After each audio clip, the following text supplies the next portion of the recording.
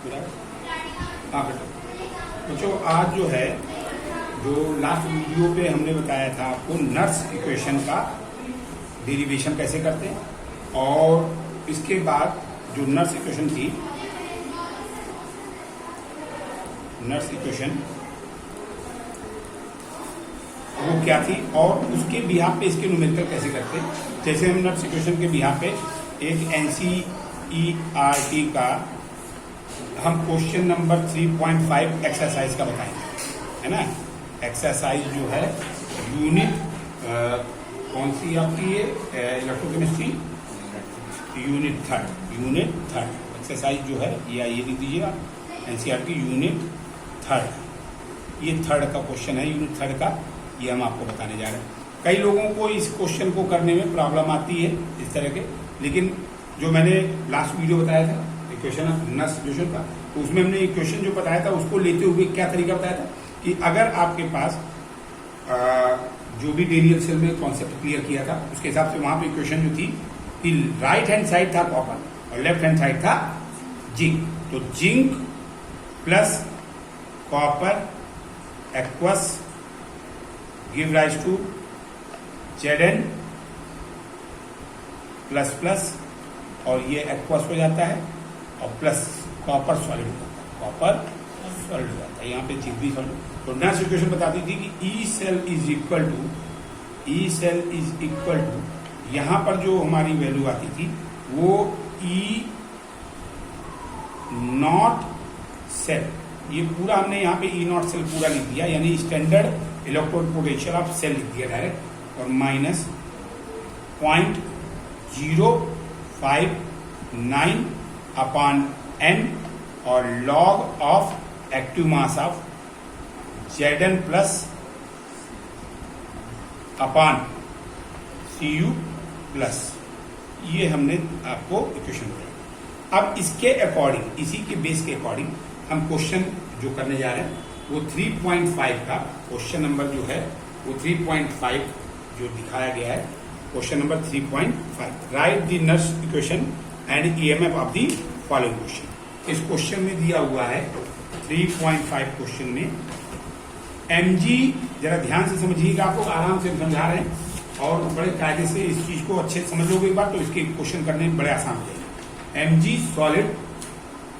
mg solid half cell, mg 2+, और ये इसकी मोलैरिटी दे रखी है 0.001 m, ये डबल हाफ लाइन, और ये आ जाएगा Cu 2+, और ये है 0.0001 m, और हाफ सेल कॉपर सॉलिड में।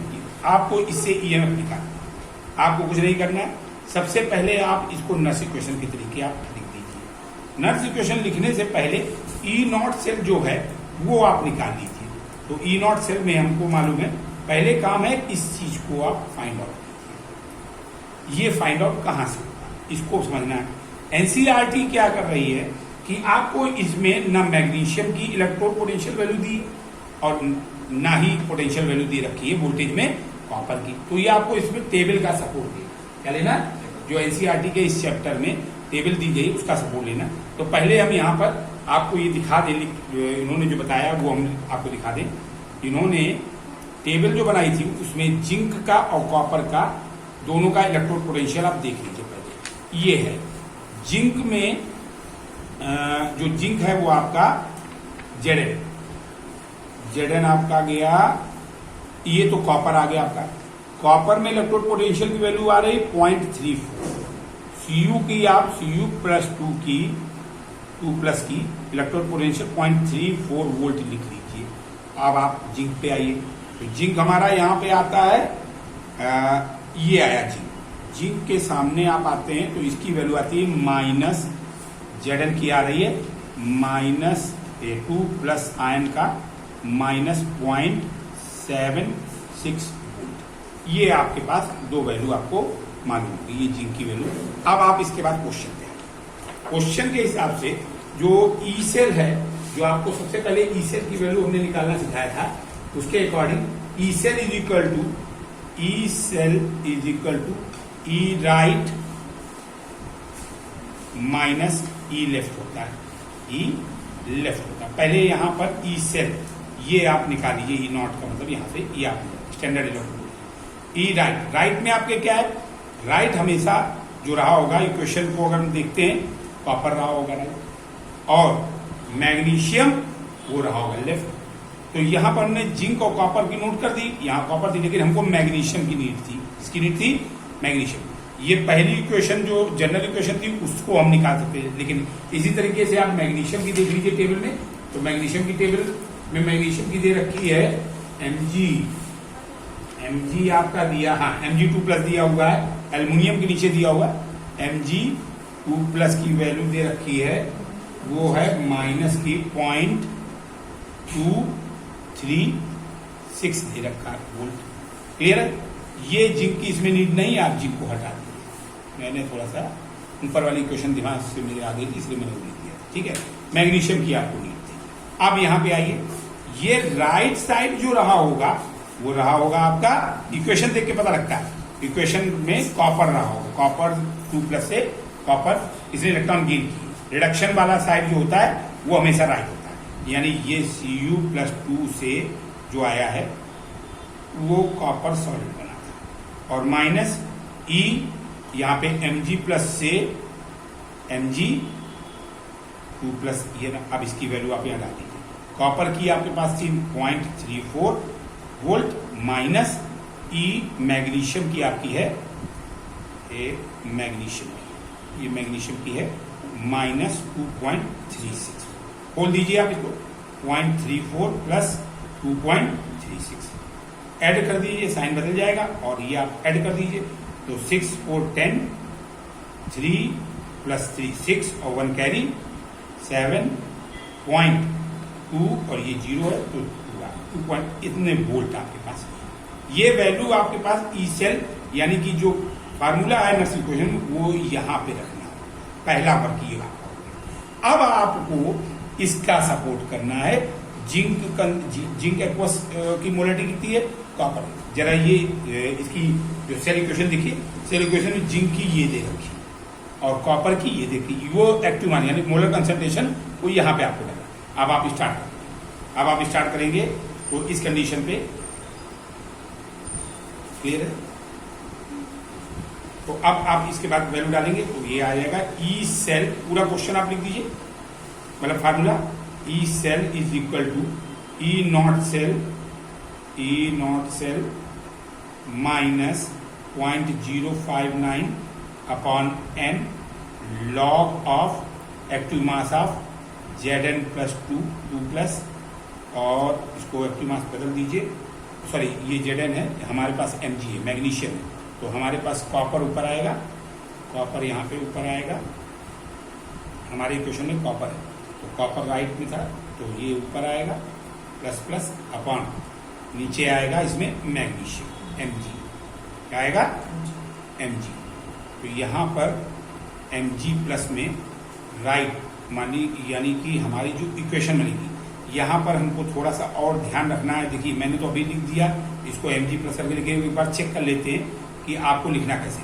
अगर इसकी इक्वेशन बनती तो इक्वेशन कैसी बनती जरा ये चेक कर लेते हैं। जैसे ये इक्वेशन आई वैसे आप देख लीजिए और इक्वेशन देखेंगे तो Mg से Mg+2 बना होगा, और यहाँ पर कॉपर Cu2+ से कॉपर Cu, देखिए ये राइट ये लेफ्ट में लिखा जाएगा, ये राइट में इक्वेशन Mg से Mg+, Mg से Mg2+।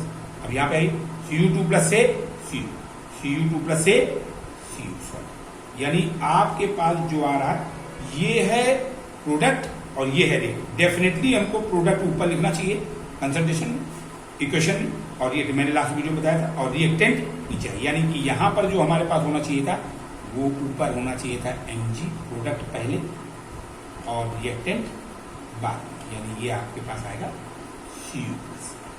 ये अगर किसी के दिमाग में भी इसका कंफ्यूजन हो तो ये कंफ्यूजन आप खत्म कर दीजिए कि ये आपको अगर प्रॉब्लम हो रही हो तो आप इक्वेशन लिख दीजिए, और इक्वेशन जो भी लिखेंगे आप उस इक्वेशन से आपको पता लग जाएगा।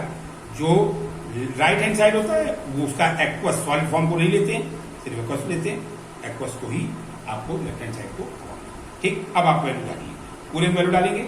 ई cell is equal to E naught cell आपने पहले निकाल रखा था, ई नॉट सेल की वैल्यू कितनी थी, ये है 2.70 माइनस 0.059 अपॉन एन।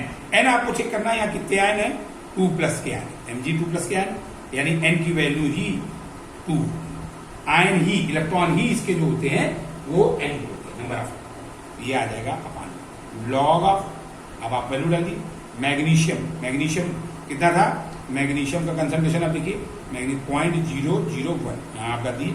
अब आप एक्टिव मास साइन हटा देंगे और यहाँ 0.001 और जनरल ब्रैकेट लगा देंगे, जनरल अपॉन में क्या है, ये आप देखिए इसका है कॉपर, कॉपर है 0.000।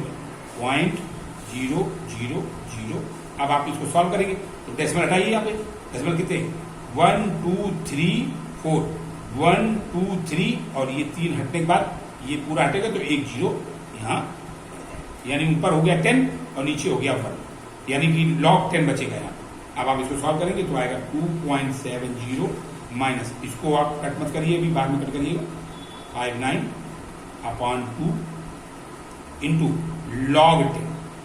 log 10 की वैल्यू 1 होती है, सबको मालूम, log 10 1 होती है, log 100 2 होती है, log 100 जितने जीरो उतनी वैल्यू हो जाती है। बेस 10 इसका नहीं चलेंगे, ये बेस इसका ई रहेगा, ठीक है। तो ये वैल्यू आपकी, अब आपके पास बचा क्या, इसको कट कर दीजिए, ये आपके पास आया 0.0, 2 2 जा 4, 1 कैरी, 2 9 जा 18 और 1 2 5 जा, यानी कि आपके पास बचा E cell is equal to 2.70 और माइनस ये आपके पास आया 0.0295 और log 10 1 होता है, log 10 1 डाल दीजिए, यानी ये इसको इसमें सब्ट्रैक्ट करना, सब्ट्रैक्ट कीजिए क्या आता है, सब्ट्रैक्ट करते हैं, ये आ रहा है 2.700 और 0 और ले लीजिए और ये आया 0.0295, सब्ट्रैक्ट कीजिए, 5 बचा, 9 माइनस 9 0 बचा, 9 माइनस 2 7 बचा, यहाँ से कैरी गया था 6 बचा और यहाँ पर बचा। इसका मतलब आंसर आपके पास आ रहा है E cell is equal to 2.6705 volt. ये पूरे का आपका इक्वेशन का जो वैल्यू है वो आपके पास पूरी आई। अब जिसको भी क्लियर ना हो वो इसको पूरा ध्यान से सोल्यूशन देखेंगे और आपको ये पूरी वैल्यू पता लग जाएगी कि किस तरह से आपने निकाली। ठीक है बच्चों, समझ में आया?